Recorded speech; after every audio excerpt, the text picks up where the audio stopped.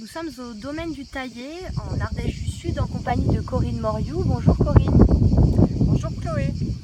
Alors vous êtes professeure de yoga et sylvothérapeute. C'est une approche assez originale. Pourquoi avez-vous décidé de combiner ces deux disciplines? J'adore faire du yoga dans la nature.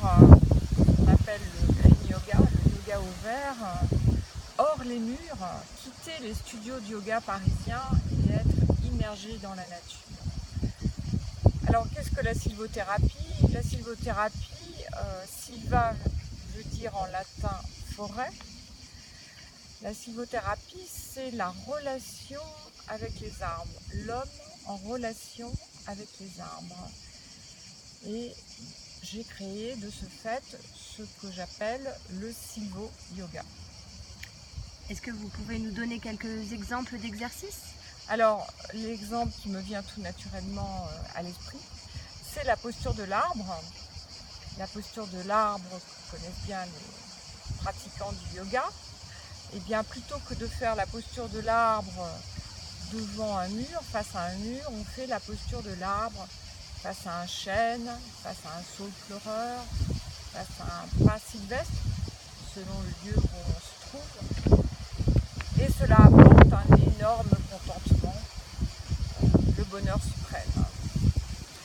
Alors bien évidemment, il y a d'autres types de pratiques. J'ai intégré à mes stages tous les asanas, toutes les postures de yoga. Enfin, pas tout à fait toutes les postures, mais beaucoup de postures. Mais aussi la méditation au pied d'un arbre, la relaxation au pied d'un arbre, les marches silencieuses. J'ai créé la marche de pleine conscience, les 5 sens, la marche sylvique, les étirements, essentiellement avec les bras. Et puis j'emprunte aussi à la marche afghane, qui pour moi est par excellence une marche des yogis. Et tout ceci mène naturellement à la créativité. Pourquoi? Parce qu'on est plus serein dans la nature.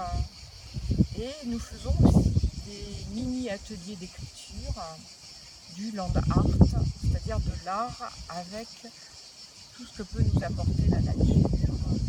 Les fleurs, les pierres, les branches d'arbres, bref, tout ce qui est à notre disposition dans cette belle nature.